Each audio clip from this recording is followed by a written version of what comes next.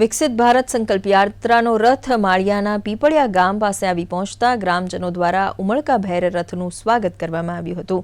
સ્વાગત બાદ તમામ ગ્રામજનોએ પીએમ મોદીનો પ્રજાજોગ સંદેશ સાંભળ્યો હતો। એ પછી વિવિધ સરકારી યોજનાઓ જેવી કે પોષણ યોજના, Ayushman card, soil health card, પ્રધાનમંત્રી કિસાન સન્માન નિધિ, માતૃશક્તિ વગેરે યોજનાના લાભાર્થીઓને તેમના લાભ તથા સહાયનું વિતરણ કરવામાં આવ્યું હતું। એક લાભાર્થી પરેશભાઈએ ખેતીવાડી માટે ટ્રેક્ટરની સહાય માટે સબસિડી મળી હોવાનું જણાવ્યું હતું।